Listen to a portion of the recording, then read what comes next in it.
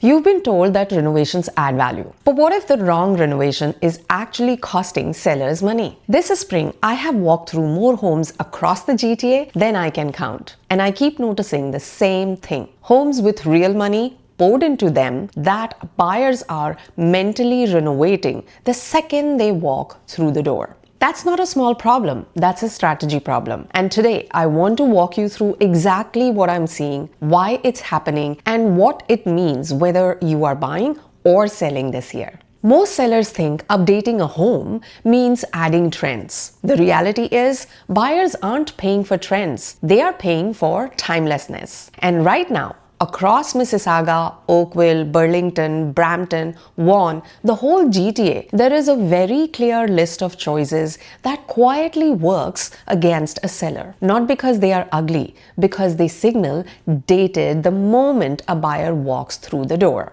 Let me take you into a showing from last month. I was walking a young family through a home in Oakville, beautiful curb appeal, the kind of house that photographs perfectly for a listing. We walked into the kitchen and I watched the wife's face change. Waterfall island, all white cabinets, black hardware everywhere. She turned to her husband and said, "It's nice, but it feels like every other house we have seen." That one sentence told me everything I needed to know about where this market is heading. Buyers today aren't just evaluating a home. They are evaluating whether it feels like them or like a template that a builder copy-pasted across an entire subdivision. So let's go through one by one what's actually triggering that reaction. Because once you understand why buyers react this way, you can use it. Whether you are preparing to sell or you are the one walking through homes trying to see past the surface. Let's look at the data trend by trend.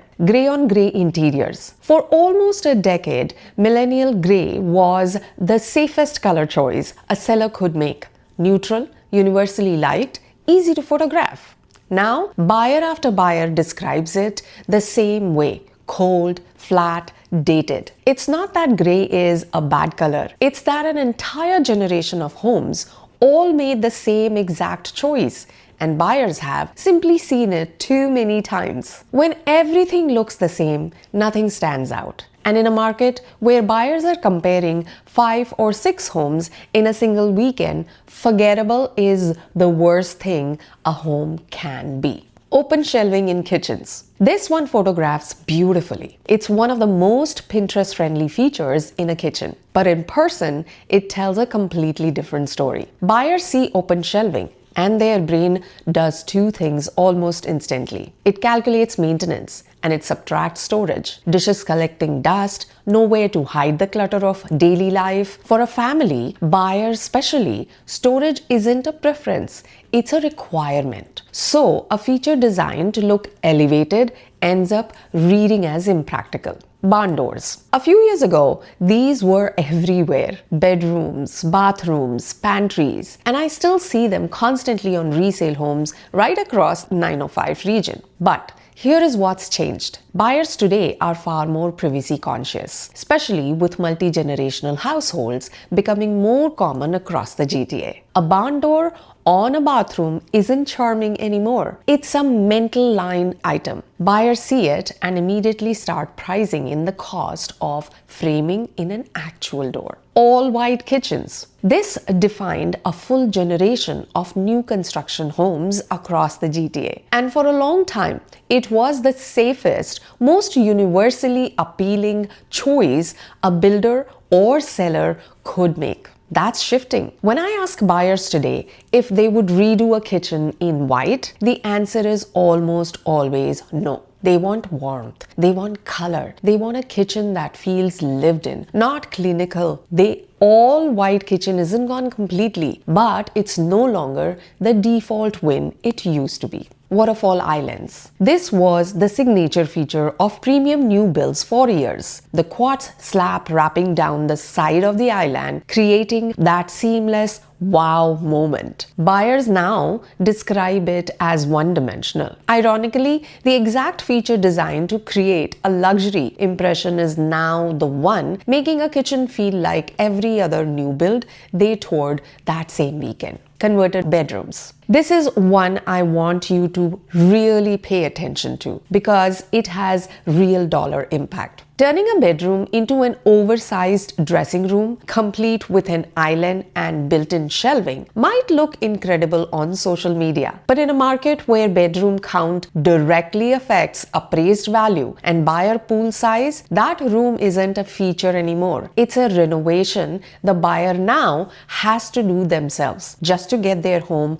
back to a proper 4-bedroom instead of a 3. Bold accent walls. On its own, a small thing. Repainting one wall isn't expensive or difficult, but psychologically, it reads as one more task, one more expense the buyer has to absorb before they even move in. And in a market where buyers are already stretching for a down payment, every extra to do on the list chips away at how much they are willing to offer. Black and white modern farmhouse. A few years ago, this signaled upscale, custom, high-end. Today, especially across new build subdivisions in Vaughan, Milton and Brampton, it's starting to read as the opposite. Builder grade. When every third house on the street has the same black hardware and the same white exterior, it stops feeling custom and starts feeling default. Over-automated smart homes. Convenience has a shelf life. Technology that felt cutting edge 3 years ago can feel outdated or worse, incompatible today. Buyers increasingly see a heavily automated home not as a value add, but as a system they'll eventually have to troubleshoot,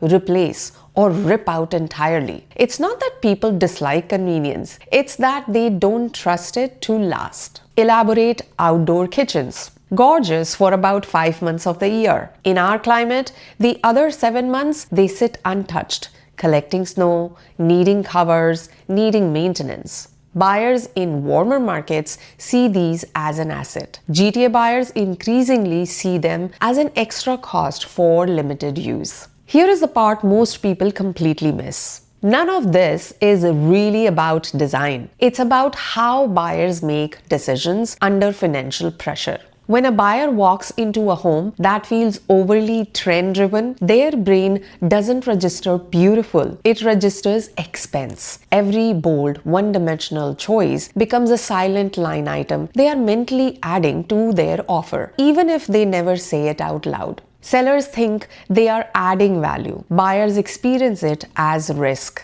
And that's the real insight underneath everything I just walked you through. In this market, buyers aren't chasing style. They are chasing certainty. They want a home that lets them picture their life in it, not a showroom, not someone else's aesthetic statement, and definitely not a renovation project disguised as a finished product. This is also why timing the market rarely works the way people think. Buyers aren't just responding to interest rates or inventory. They are responding to how safe a decision feels. A home that feels timeless removes friction. A home that feels overly trendy adds it, regardless of what the headlines say about the market that week. So what does this actually mean if you are buying or selling in the GTA right now? If you're selling, before you invest a single dollar into an update, ask yourself one question. Does this make the home feel neutral and timeless or more specific to a trend? Timeless sells.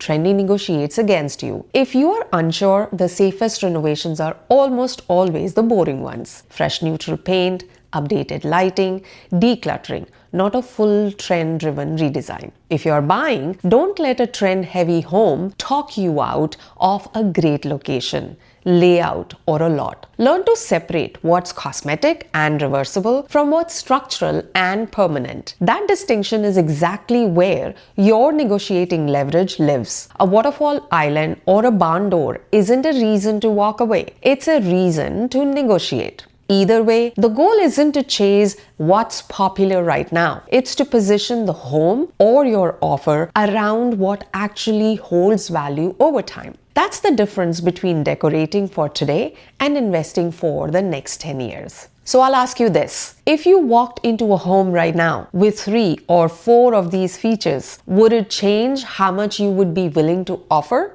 Or have you already walked away from a home because of one of these? Tell me in the comments which one surprised you the most. I read every single one. If you're trying to figure out your next move, whether that's preparing a home to sell or knowing what to look past when you are buying, let's build you a strategy before you make a decision. That's Real Estate Elevated. I'll see you in the next one.